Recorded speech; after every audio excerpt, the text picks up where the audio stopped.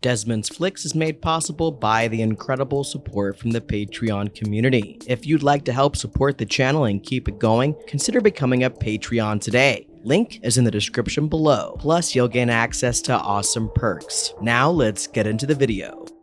Welcome to a new month of Patreon requested reviews. Joining me on today's episode is Justin from Movie Watch Daily. Welcome to the show, Justin. What can you tell folks about your channel? What's up, man? First of all, thanks for having me. I appreciate you. Over on Movie Watch, man, it's kind of a baby of a channel. I've been around for just about a year. I get real nerdy on my channel. I talk about a lot of movies, obviously, toys, collectibles, just anything I'm interested in. I talk about a lot of 90s stuff. I'm really just into anything nerd, anything horror. Probably a lot of the same stuff that a lot of the people who watch your videos are into, but horror's my number one. I watch all kinds of movies, but it usually always goes back to horror and genre films. I just find those type of movies to be the most interesting, so that's what I gravitate towards. I'm sure you can relate. Oh, absolutely. And folks, I've left a card up above to his channel as well as a link in the pinned comment below. So go and check out his channel, show him some love, drop a sub.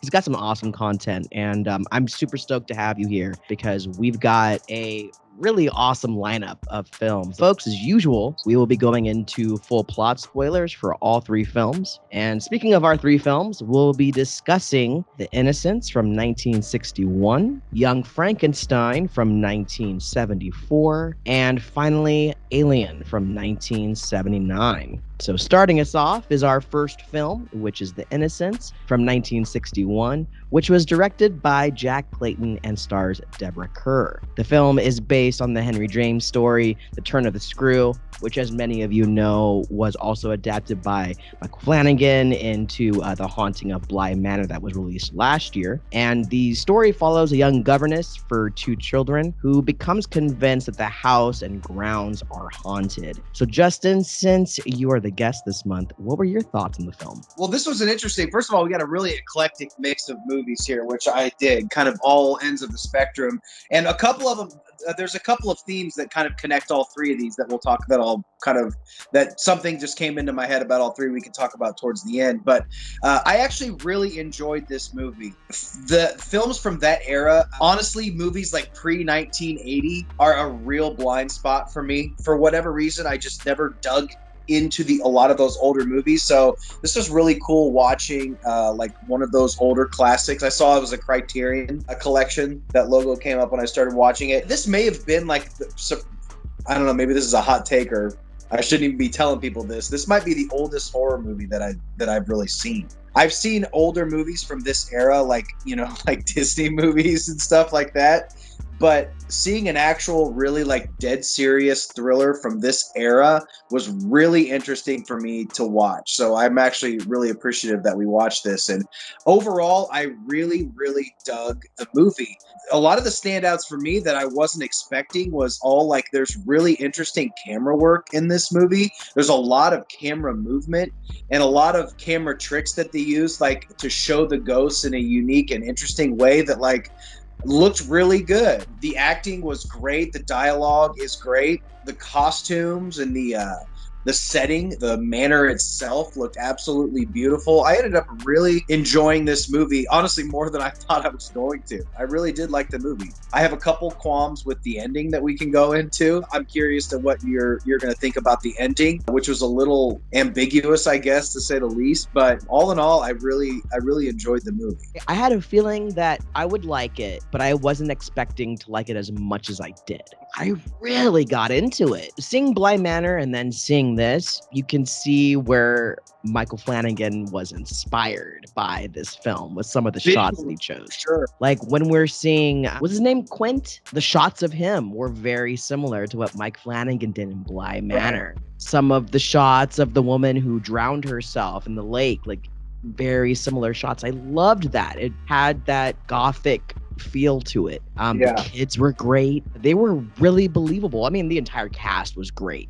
Deborah Kerr especially was wonderful, and it moved along really quickly. It was only an hour and 40 minutes, and it moved along. That's what I'm always concerned about when you watch those older movies, if they're going to drag, just because like even though the acting is so good and the dialogue is really good, it is a completely different acting style. You know, at the time, I'm sure it was like top notch. I read that little kid was one of the top kid actors in Britain at the time. He also played in the house. What was it? What was the movie with the evil little blonde kids? The House of the Damned or Village of the Damned. Village of the Damned. He was the lead little asshole kid. I watched a little making of thing on YouTube. The similarities between Mike Flanagan's version of this, you can tell, like, obviously the story is based on, it's all the same source material, but from what I can see, I haven't seen other adaptations. I know they've made a ton of them, but as far as the locations and the look and the setting and the sets, they seem to be really inspired by this. Even like that main terrace that they spend a lot of the time on from the bedroom, and that terrace was really similar. Because I think in Bly Manor, that's, you first see Quint in Bly Manor on the terrace. Did you see Bly Manor? I did. I loved it. God, I absolutely. The Haunting of Hill House and Bly Manor, I just think are so. I was just talking about this with Ryan last night. Are so incredible. So that's why when this started, I was like, wait a minute. And I had to look it up. I'm like, oh shit, this is Turn of the Screw. But I do want to also circle back to what you brought up, which was the ending. It did feel like it just kind of stopped. And it was creepy. Don't get me wrong. Yeah. Like, seeing the kid dead with his eyes open, and it's just like, oh shit, this kid is dead. Yeah, I was, oh shit, what's gonna happen? Because they show him, he kind of sees something. I guess she makes him say his name. He sees something. I guess he sees the Quint, and then he falls down. I'm like, oh my god, what's gonna happen next? And then it just says the end, and I'm like, what? No, I need more. That can't be it. But why did the kid die? Did he die because the ghost released him and that made him die? Was it the shock of seeing the ghost? Was he so scared? Like, what was it that made him die? I get it. I get the ambiguity and making it more tragic in a way where it was like, no matter what she did, it would never. I thought he was gonna wake up or something, but he was dead. Yeah, he was gone. he was gone. That was a very strange ending. I don't know if overall I still got a lot out of it. I thought it was an enjoyable movie. It's almost like they didn't know how to end it, but I'd like to know what the actual end of the book is, because maybe that's how the book ends. I don't know. And also, was the girl possessed too? So is she just still possessed, or was it just the kid that was the boy? That's the thing. It's all so ambiguous, because the little girl, she kept humming that song that the governess that was before her was humming, like in Bly Manor. Yeah, I wasn't sure if she was possessed or not. They didn't really. That was also ambiguous. I was waiting for the little girl to say, "Perfectly splendid." That was the phrase. I was trying to remember that phrase. Another thing, that song, you know what I knew the movie was going to be like? I knew I was kind of in good hands as far as like it actually being kind of creepy for an older movie, was the opening few seconds with that creepy ass song. Yes. Damn, okay. This is kind of creepy. There was just a lot of interesting camera movement that I didn't even think they messed with back in the day for older movies. It was impressive for what they were able to do, from the cinematography to the acting to just the overall look of the film was fantastic. Final thoughts, and would you recommend The Innocents? I would recommend it. I mean, I don't think some people just straight up aren't into old movies like that, and they just won't give it a shot. But I almost think that even people who have that mindset could even get into this if you just like force them to watch it. Who like a modern horror audience, I think it would surprise them and be a little bit better than they expected. So I would definitely recommend this one. I got a lot out of it. Yeah, same here. I enjoyed it. Besides the ending that was like a bit more ambiguous than I would have wanted. Still, very solid film. So moving on to our next film is Young Frankenstein from 1974, which was directed by Mel Brooks. The cast in this film is stacked. We've got Gene Wilder, Peter Boyle, Marty Feldman, Madeline Kahn, Cloris Leachman, and Terry Garr. If I had seen this on a marquee in 1974, like if I was born during that and I saw that, I'd be like, oh, I'm seeing that right now. That is an amazing cast. And it's directed by Mel Brooks. The film follows the grandson of the infamous scientist Frankenstein, struggling to prove that his grandfather was not as insane as people believe. He's invited to Transylvania, where he discovers the process that reanimates a dead body. Justin, what were your thoughts on Young Frankenstein? I rewatched just fresh because it's the freshest in my mind. The opening 25 minutes of this movie is just it moves so quickly, and the jokes are amazing, but they're not as in your face as you think, as normal Mel Brooks stuff. The writing is actually really dense in this movie. All the science stuff at the beginning when he talks about the brain, there's actual decent writing in there. Gene Wilder is such a goddamn genius to watch. There's just so much amazing things to love about this film. Terry Garr, Peter Boyle is great. And I remember for the longest time not knowing that he was actually in that movie. And he was in a million things. I remember figuring out that that was him way back in the day, and he's so genius in that. And basically a dialogue-free role. And his scene with Gene Hackman is hilarious. Having soup, lighting the cigar, and landing his thumb on fire by accident. Just all of that. Mel Brooks. And the fact that he chose to do it in black and white and shoot it, he shot it and filmed it just like those classic movies. It's just really the one we just watched. Right, exactly. Yeah. It's really, really brilliant. I absolutely love it. Really classic actors doing their thing, at their top level. You know what's so funny about that movie is every single scene is like an iconic set piece. Yes. There's no fat in the movie. You know what I mean? It's just so brilliant. And a lot of Mel Brooks movies are like that. They're just perfect. From the editing is so impeccable with these movies. There's nothing that doesn't need to be there is in the movie. Everything is it's just a perfect comedy. Young Frankenstein was what, 74 you said? Yeah, 74. Yeah, that's what's so cool about these period pieces is they're not they're not dated. When you go back and watch them, you can't tell it's 70s is an era that sticks out like a sore thumb when you watch movies from that era. So it's kind of cool to watch a movie from the 70s, and it very easily could have been shot in the 50s or whatever era it's supposed to be. You know what I mean? It's pretty true to the genre. That's one thing that Mel Brooks does. With Young Frankenstein and Spaceballs, is that when he makes a parody, which is basically what he does, he satirizes and makes parodies of movies, he still at the same time treats them as if he's making a legit movie in that genre.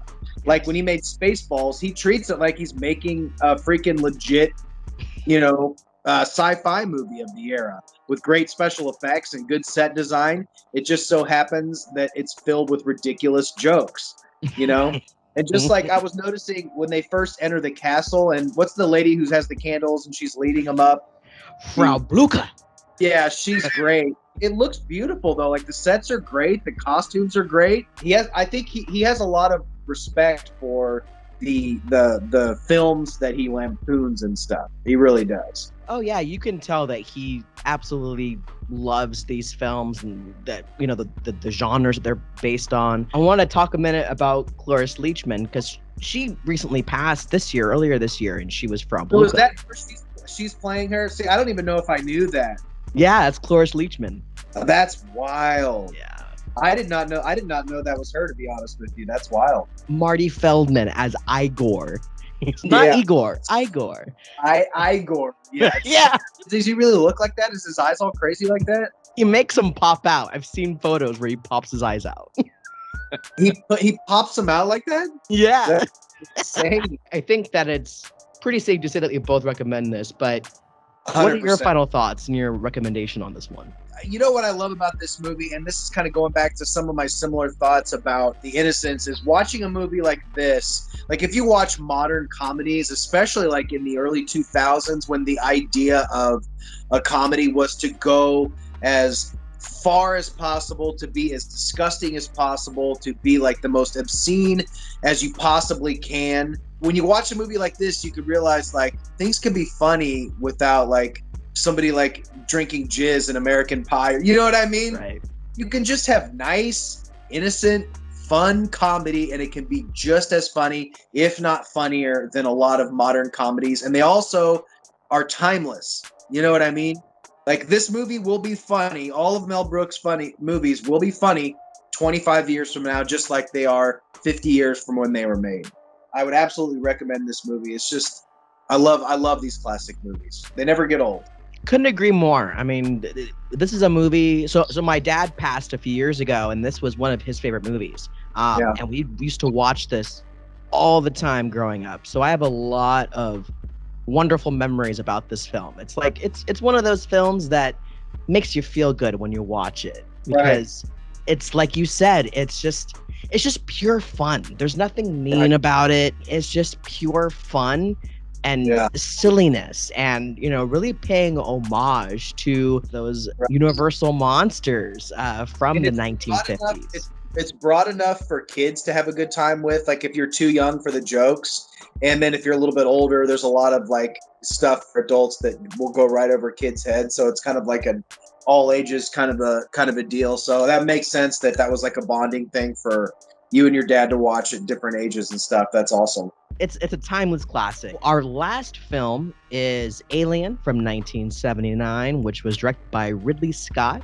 and stars Sigourney Weaver, Tom Skerritt, and Yaphet Kotto. The film was about a space merchant vessel which receives an unknown transmission as a distress call. One of the crew is attacked by this alien, and they soon realize that its life cycle has merely begun. Justin, what are your thoughts on Alien?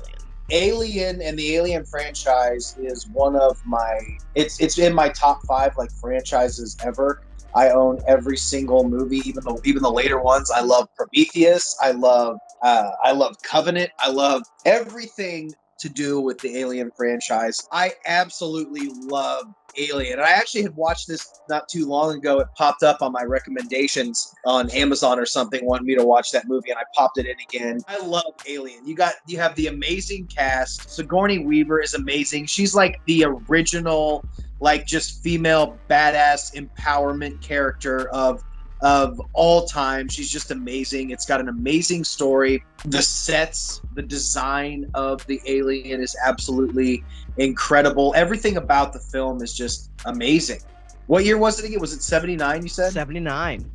Wow, that's crazy. That's crazy that was 79. When I rewatched Alien last night, I was going to write notes and stuff while I was watching it, and I immediately got sucked in again. One of those films that is endlessly rewatchable, and you find new things to appreciate about it. I'm similar to you, to where I love the Alien franchise. It's one of my favorite franchises. The original Alien film is probably my second or third favorite horror film of all time. Absolutely adore this film. I feel like everything about it is absolutely perfect, from the tone, the setting, the music, the design, like you said, of the alien by H.R. Geiger, who's just, his artwork is incredible. The design of the ship, when they get inside of the actual alien ship with all of those eggs, it's so creepy, and the music makes it very understated, where it's like you feel uneasiness throughout the entire film. This is one of these films that, like, it truly, like, you can say it about a lot of films, but honestly, people hadn't seen anything like this before. You know what I mean? Yeah. And Ridley Scott just has such an amazing visual style that only he could have made this movie look this way. And if you hear the story of the writing, because I think even the same writer that did like Return of the Living Dead, I think it's the same screenwriter. I forget his name. He's got such a unique voice. He wrote such a cool story. Dan O'Bannon. Yeah. But the set design always stands out to me. You got of course you have a great cast, but the set design and the creature design are something that sets this movie apart from everything that came before it and everything after it. It's very rare that you can have something that is 100% truly unique, and I think a lot of that is a testament to H.R. Geiger, because even the ship, or like the parts of the ship that the aliens have taken over, it's like the whole thing is like a mechanical living thing, and it's just terrifying. The fact that they become, the face hugger goes inside of you and there's nothing you could do. It like becomes a part of you. It's frightening. And when you rewatch it and you know that you got this android on the ship who doesn't want to freeze William Hurt's character, who's got the alien inside him. He reminds me of what David is in the later films in Prometheus and Covenant, where it's like he's curious to see what's going to happen to the human body when this alien takes over. But also, he's like, also, I want to make sure that this alien, this perfect specimen, is not harmed and that nothing happens to it. The kills in this film, even though you don't see all of them, every single one of them they're creepy and they're scary, and there's people that just fucking disappear and you never see them again. It's hard to talk about Alien without talking about aliens. And one of the things about the first Alien movie is they show the alien like full on, like a lot less in the first one, right? Yeah. And I think that's actually a little bit more effective because in James Cameron, in his movie, there's a couple scenes towards the end where you can really tell it's a guy in a suit. They just do a couple wide shots where it's like, you should have shot that a little tighter because you can see like the rubber tail like flailing around and stuff. But in the first one, you're in a lot more close quarters with the alien, and they show a lot of it's just like face and the mouth.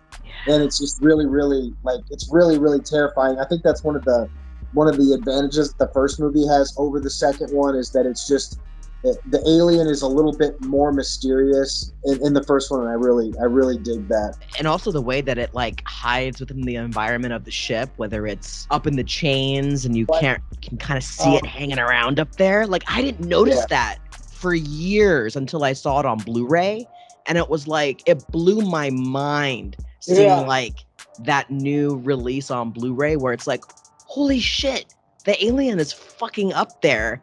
Yeah. But it's like almost like looks like it's a part of the chains. It's creepy. Yeah. It's because it's such a dark movie in those scenes. With the exception of the ones that are in like the facehugger scene, which is really well lit. A lot of the movie is just so dark and grimy and wet. And in my opinion, there's no better suspense scene than the facehugger scene. When they're in there, they're all gathered in that room. What she did not know that thing was going to pop out of him, and that was like she was genuinely terrified. She looked it.